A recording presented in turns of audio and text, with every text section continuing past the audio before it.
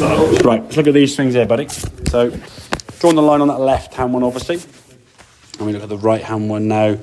This is kind of the better move you made. Okay, so previously, you can see as you went back.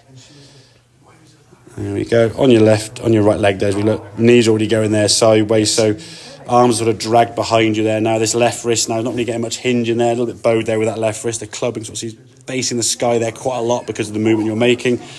Very much on your right side now, this knee going this way, weights rolling on your ankle. And again, on a downhill or uphill lie, you're going to struggle to get back to the golf ball. And all different variants on the golf course, you're going to have some difficulty with that, okay? So, the feeling now is this right's going to turn behind it.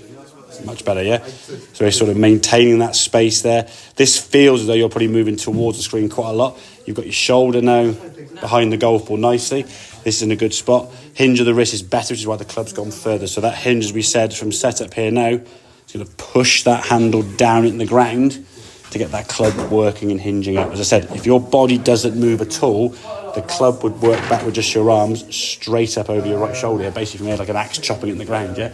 Then as the body kind of moves with it, that blend sends the club up over that right shoulder. So that was the better move that you were trying to make there. As we go to the top of the backswing, good turn and hit there. As we go through, now we've got the ball in the way. Do we get a similar kind of move? Okay, hang on. Go back to start. Draw the line. The line's a bit off, but in fairness, you think where it started, that's probably more into your... Yeah, that's pretty good, yeah. Good hinge of the ball there now. So now from here, your hips have only got to go from there to there to get a good strike of the golf ball, yeah? Whereas your hips here have got to move kind of all over there, and it's like... They try and they do a pretty good job of getting there, but trying to move that far is just... As you said, hands are... just too much movement, yeah? It's all sort of behind me there, whereas there it looks like... Yeah, definitely impact. Yeah, exactly. Your right shoulder, you said, more behind, as you said, underneath with that right shoulder, releasing the club through and throwing to that left side. Your follow-through is pretty standard and fairly good. I think you know what a decent follow-through kind of looks like.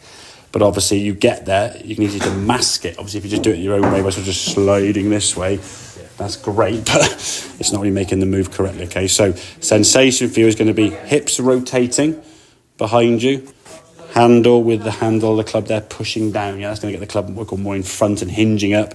Keep that club face square as you go back. So, hips rotate, handle push down.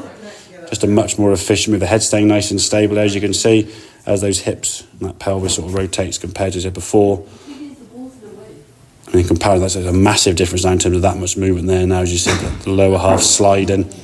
That, to me, is just a very inconsistent move. You're going to have difficulty most of the time hit the ground behind the ball or hit up on the ball and thin it. Or you might get some reasonable shots, but again, to get yourself back to that goal ball, you're probably going to be coming over the top, which gave that fade or cut spin you had. So, make sense? Yes. Excellent. Good stuff, Gal. Well done, mate.